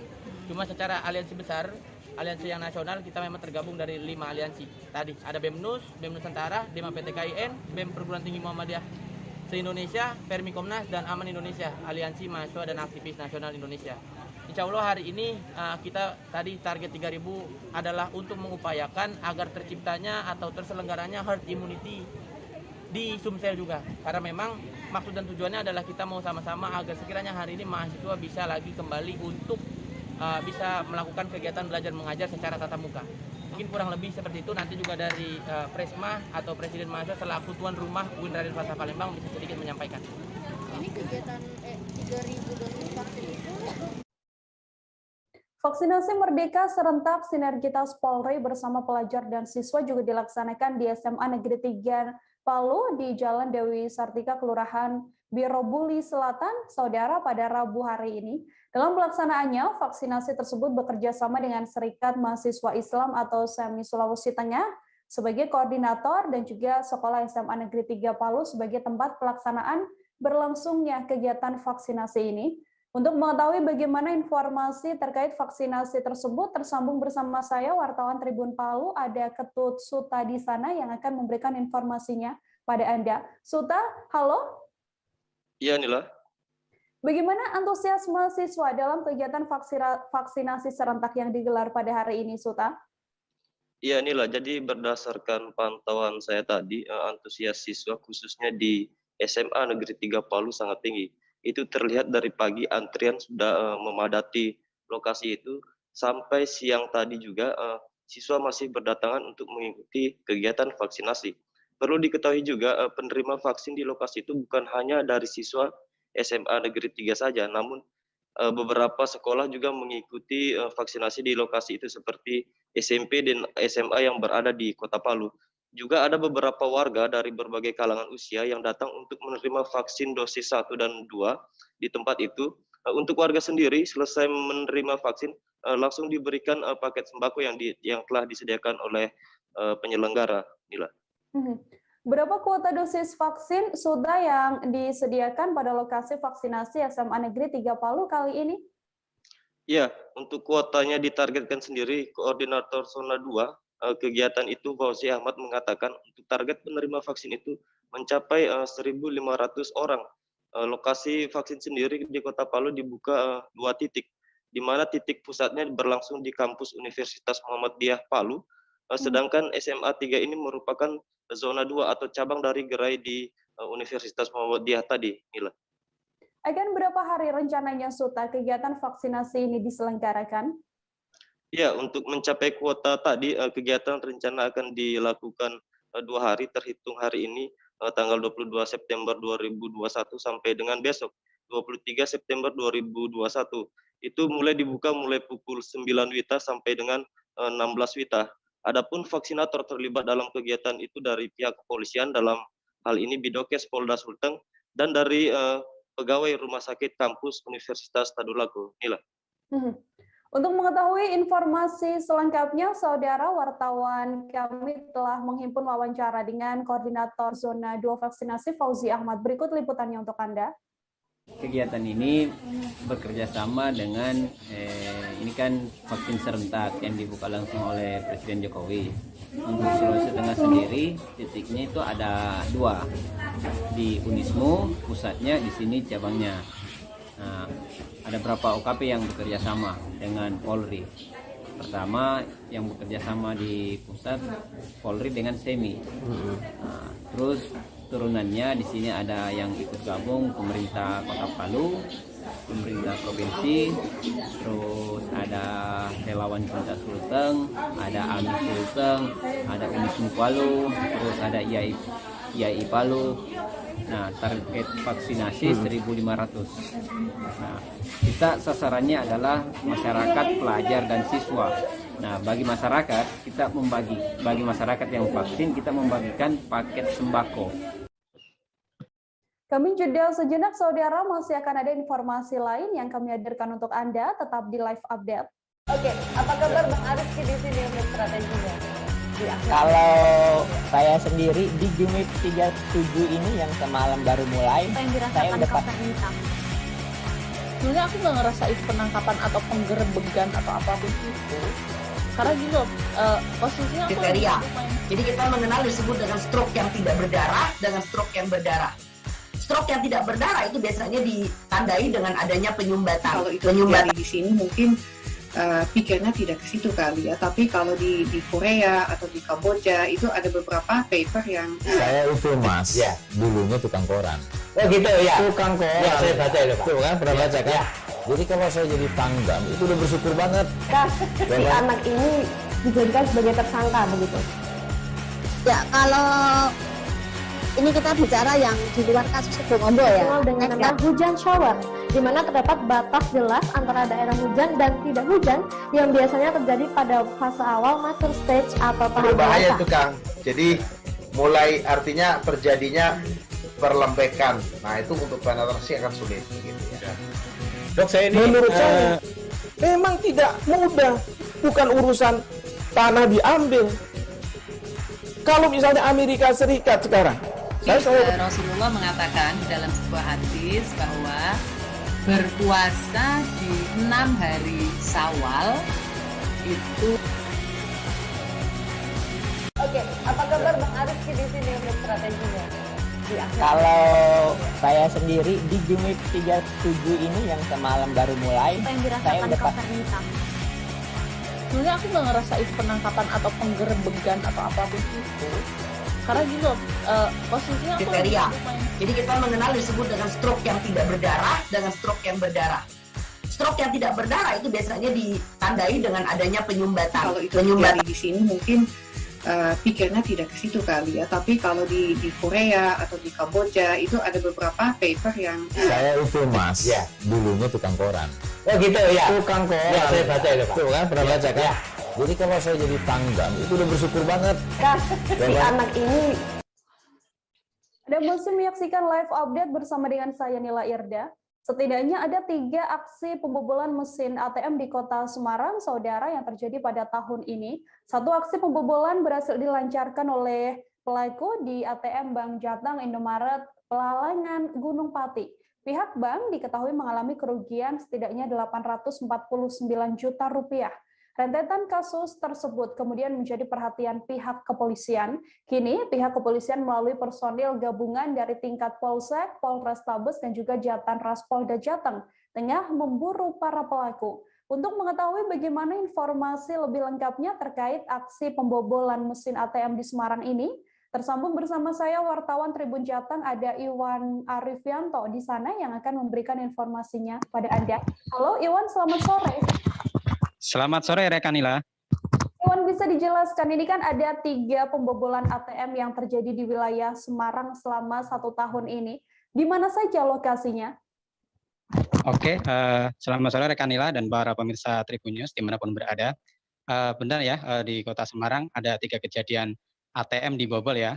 Untuk pertama, ATM yang dibobol di Jalan Maijen Sutoyo, yakni ATM Mandiri ya, tepatnya di Jalan Maijen Sutoyo, Kampung Kali, Semarang Tengah. Terjadi pada Jumat tanggal 18 Juni tahun 2021. Untuk kejadian kedua, menimpa di ATM Bank Jateng ya, yakni di Indomaret Pelalangan Gunung Pati, yang terjadi pada Sabtu 18 September tahun 2021. Selang 2 hari kemudian, kejadian ketiga terjadi di ATM Alto Bersama. Itu ATM yang berada di dalam Indomaret Jalan Syuhada, Logosari Kulon, Pedurungan, Kota Semarang, terjadi pada Senin 20 September tahun 2021.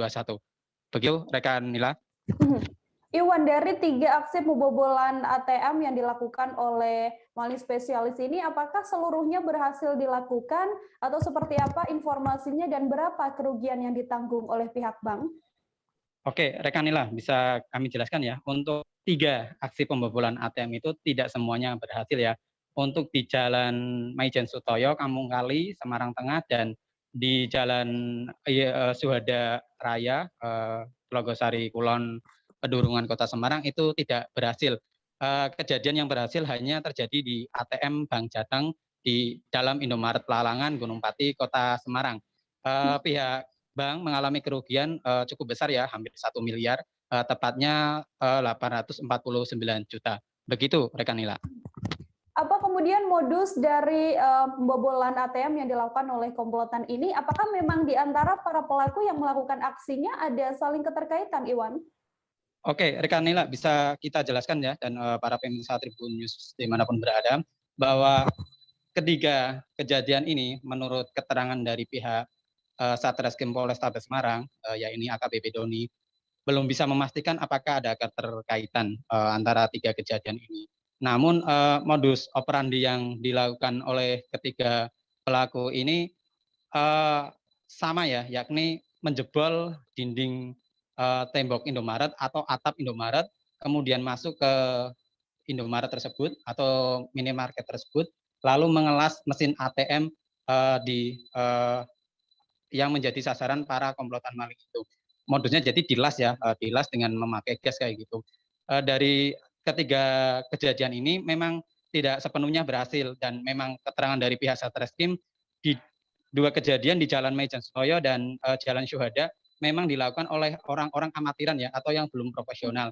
Komplotan yang paling profesional itu terjadi di Jalan Pelalangan, Indomaret di Pelalangan Gunung Pati. Memang secara komplotan ini sudah terorganisir atau sudah sangat profesional. Jadi mereka sudah mengetahui ya step by step melakukan langkah-langkah pencurian, dan mereka sudah menurut polisi diduga telah melakukan pengamatan yang jauh-jauh hari. Bahkan mereka juga hampir tidak meninggalkan jejak ya untuk di Indomaret Pelalangan itu. Mereka sudah clear melaksanakan aksinya dan menghilangkan beberapa bukti alat CCTV yang berada di lokasi kejadian. Begitu Rekanila. Iwan, kemudian update terkini berdasarkan informasi yang Anda dapatkan. Penyelidikan yang dilakukan oleh pihak kepolisian untuk menangani kasus ini seperti apa? Oke, Rekanila, pihak kami ya, Tribun Jateng sudah menghubungi pihak Satreskrim Polrestabes Semarang. Kasus ini memang sedang dalam penanganan tim gabungan ya, baik dari tingkat Polsek, Polrestabes, sama dari Jatantras Polda Jateng. Karena kasus ini sudah menjadi atensi pimpinan kepolisian ya, karena sudah sangat meresahkan warga Kota Semarang, sehingga tim gabungan itu terus memburu para pelaku. Update terkininya, Rekanila dan pemirsa Tribun Jateng, masih dalam penyelidikan ya, pihak polisi masih dalam penyelidikan, masih mengumpulkan sejumlah barang bukti untuk pemeriksaan lebih lanjut. Begitu Rekanila. Oke. Terima kasih banyak Iwan Arifianto, wartawan Tribun Jateng, atas laporan Anda. Selamat bertugas kembali, Iwan. Kita ke informasi lain, Saudara. Balai Prasarana dan juga Permukiman Wilayah Lampung atau BPPWL membangun rumah produksi tapis dan juga kain perca di Kabupaten Pringsewu. Kedua bangunan ini berada di Kecamatan Pringsewu, tepatnya di Pekon Rejosari dan juga Pekon Margakaya. Tidak hanya ruang produksi, dalam bangunan tersebut juga terdapat galeri, kantor, dan juga fasilitas lainnya. Untuk mengetahui bagaimana informasi lebih lengkapnya, tersambung bersama saya, wartawan Tribun Lampung. Ada Didik Budiawan di sana yang akan memberikan informasinya pada Anda. Halo, Didik. Halo, Rekanila. Didik, bisa dijelaskan apa ini sebenarnya yang dimaksud dari rumah produksi Sewu Perca ini? Kemudian untuk apa sebenarnya fungsinya? Oke Nila, rumah produksi Sewu Perca ini nantinya akan menjadi rumah pemroduksi atau pengolahan kain limbah dari tekstil yang diolah menjadi barang bernilai ekonomi seperti menjadi keset, sarung bantal, dan sarung guling, spray. Inilah. Dan gedung ini merupakan dari bantuan dari Balai Prasarana Pemukiman Wilayah Lampung yang digelontorkan melalui bantuan untuk masyarakat livelihood program Kotaku senilai 1,7 miliar. Dan rumah produksi ini ada di dua desa di ibu kota Kabupaten Pringsewu. Yang pertama di Pekon Rejosari, merupakan rumah produksi kain perca senilai 700 juta. Kemudian yang kedua ada di Pekon Margakaya, Kecamatan Pringsewu, merupakan rumah produksi kain tapis senilai 1 miliar. Begitu, Rekanila. Terkait pembangunannya sendiri, Didik, berdasarkan informasi dan juga pantauan Anda di lokasi, sudah sejauh mana dan juga sudah sampai tahap apa proses pembangunannya?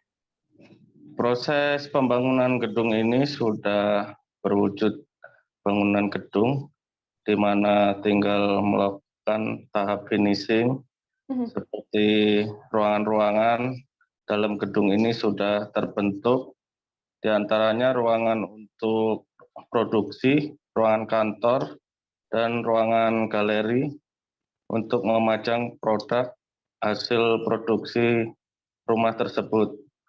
Jadi kemungkinan dalam waktu dekat dua gedung ini akan segera diresmikan. Inilah. Kemudian keterlibatan dari masyarakat sendiri, Didik, yang nantinya setelah rumah produksi Sewu Perca ini selesai dibangun, seperti apa keterlibatan dari masyarakat nantinya? Rumah produksi ini nantinya akan melibatkan masyarakat lokal yang ada di sekitar bangunan ini, di mana masyarakat akan dilibatkan untuk ikut memproduksi berbagai macam hasil kerajinan dari kain perca yang tujuannya untuk membantu masyarakat supaya mendapat pekerjaan sehingga mengangkat ekonomi masyarakat sekitar. Gitu nih. Baik. Untuk mengetahui bagaimana informasi selengkapnya, Saudara, telah terhimpun wawancara dengan Ketua Kelompok Swadaya Masyarakat atau KSM Sewu Perca, yakni Sanim. Berikut liputannya untuk Anda. Pak, nah Sewu Perca ya? Ya, Sewu Perca. Ini sudah berjalan sebelumnya? Kalau untuk produksi di rumah itu sudah berjalan sekitar 3 tahun Mas untuk kegiatan 3 tahun. Sewu Perca ini. Cuma ya alhamdulillah karena tempatnya emang tidak memadai dan kami juga sangat berterima kasih sekali terutama kepada Kepala BPPW Provinsi Lampung, terus ke Saske dan PPK, PPKP Provinsi Lampung, tim teknis Provinsi Lampung, KMW, OC4 Lampung dan jajarannya, Pokja PKP Kabupaten Pringsewu, segenap OPD Pemda Kabupaten Pringsewu, Bapak Camat Pringsewu, tim Korkot Pringsewu dan tim Faskel PPMK, Kepala Pekon Josari, serta relawan Kotaku, segenap masyarakat Pekon Josari dan teman-teman pekerja yang membantu kegiatan pembikinan rumah produksi Sewu Perca ini. Kami sangat berterima kasih untuk semuanya. Ada satu lagi tempat jajanan kuliner, Saudara, dengan harga yang murah meriah bagi masyarakat di Kota Mobagu. Pusat kuliner ini terletak di lapangan Kelurahan Molinau, Kota Mobagu. Di pusat jajanan kuliner terdapat beberapa aneka makanan ringan, mulai dari pisang goreng, ada juga saraba atau air jahe hingga bakso bakar. Kuliner Molinau ini selalu ramai dikunjungi pada sore hari sekira pukul 16 hingga pukul 21 waktu setempat. Selain menjadi tempat tongkrongan anak muda, pusat kuliner ini juga sering dikunjungi oleh beberapa warga yang datang bersama dengan keluarga. Untuk mengetahui bagaimana informasi selengkapnya terkait pusat jajanan di pinggir lapangan Molinau, Kota Mobagu ini, tersambung bersama saya. Ada wartawan Tribun Manado, Nilton Durado, yang akan memberikan informasinya pada Anda. Halo, Nilton. Halo, rekan Nila. Nilton, ini bisa diinformasikan untuk keuntungan yang didapat dari para pedagang di pusat kuliner Molinau setiap harinya seperti apa? Dari wawancara yang kami lakukan di pusat jajanan kuliner Molinau, pendapatan yang didapat oleh para pedagang di sini itu bervariasi, tapi setiap harinya mereka rata-rata mendapat keuntungan itu paling tinggi 350.000 dan paling sedikit 100.000. Oke, Nilton, sudah berapa lama pusat kuliner di Molinau ini hadir di tengah masyarakat Kota Mobagu? Pusat kuliner ini diresmikan tahun 2017 dan sudah sekitar 4 tahun hadir di sini. Tapi memang pasca pandemi memang agak sedikit sepi. Tapi pasca PPKM di Kota Mobagu diturun level menjadi level 2, pusat kuliner ini kembali ramai dan dikunjungi masyarakat. Selain warga Kota Mobagu sendiri, kan memang masyarakat dari daerah lain juga ada yang datang ke pusat kuliner Molinau ini. Dari daerah mana saja mereka? Pada dasarnya sih yang datang adalah warga dari Bola Mongondo Raya, seperti Bola Mongondo Selatan, Bola Mongondo Timur, dan Bola Mongondo Utara. Karena memang paling ramai itu sore hari, dan Kota Mobagu sendiri menjadi salah satu pusat perbelanjaan di 5 kabupaten Bola Mongondo Raya yang ada di Sulawesi Utara. Nilton, ini tadi Anda sempat mengatakan bahwa memang sejumlah pedagang juga terdampak pandemi begitu ya. Memang tempat wisata ini sempat sepi juga pada saat pandemi melanda. Lalu untuk pendapatan dari para pedagang sendiri, apakah pandemi COVID-19 ini mempengaruhi pendapatan mereka? Awal-awal pandemi memang mempengaruhi karena tidak bisa berkerumun. Kebijakan untuk menutup tempat-tempat kuliner juga sangat berpengaruh kepada mereka. Tapi pasca new normal, pendapatan para pedagang berangsur-angsur membaik, dan sampai hari ini memang lebih banyak pendapatan mereka lebih banyak sebelum pandemi, tapi masyarakat sudah bersyukur karena pendapatan mereka sudah kembali normal seperti sebelumnya. Baik, terima kasih banyak Nilton Durado, wartawan Tribun Manado atas laporan Anda. Selamat bertugas kembali, Nilton. Informasi tadi, saudara, sekaligus menutup perjumpaan kita dalam live update kali ini. Jangan lupa untuk terus saksikan live update di seluruh kanal YouTube dan juga Facebook Tribun Network. Masih di tengah pandemi, kami terus mengingatkan Anda untuk selalu menerapkan protokol kesehatan dimanapun Anda berada. Saya Nila Irda beserta kru yang bertugas pamit undur diri. Terima kasih dan sampai jumpa. Jangan lupa like, subscribe, dan share ya.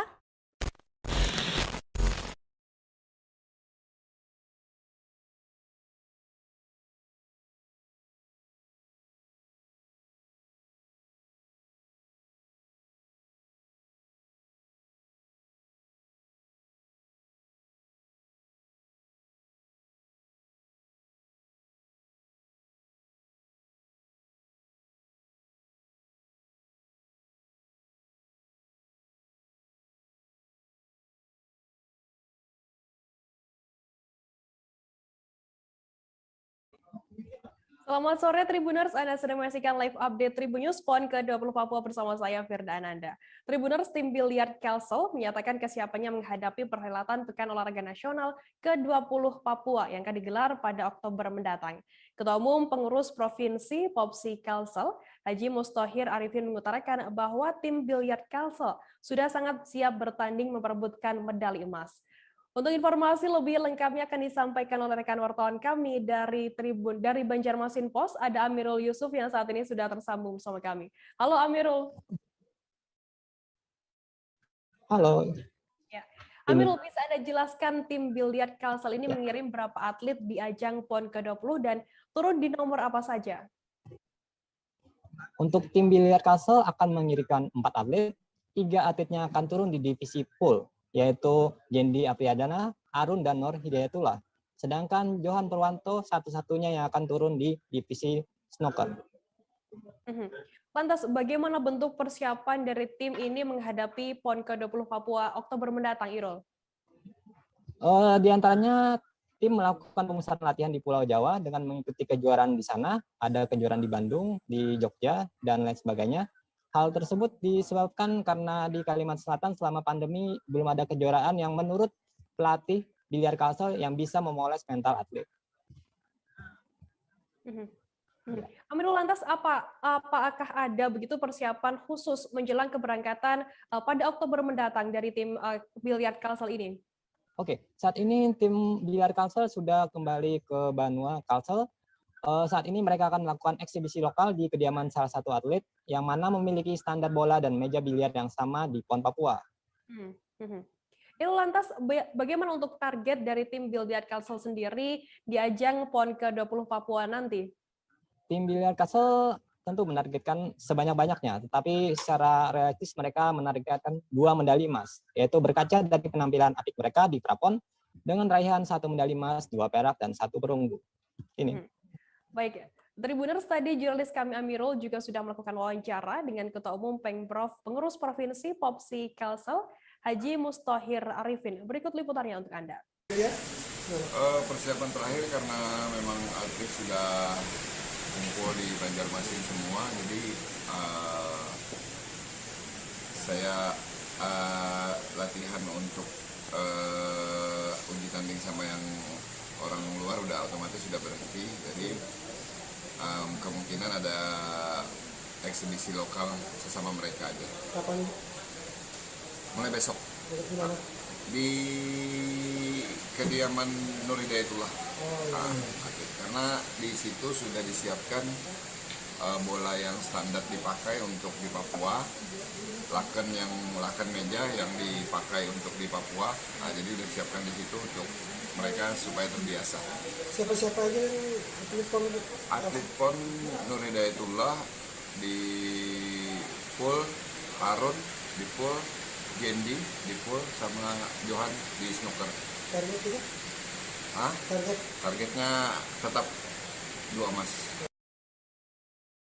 Baik, demikian Tribuners Live Update kali ini. Nantikan informasi terbaru lainnya hanya di kanal YouTube Tribun News. Saya Firdana, wakil kru yang bertugas, pamit undur diri. Terima kasih dan sampai jumpa. Terima kasih sudah nonton. Jangan lupa like, subscribe, dan share ya.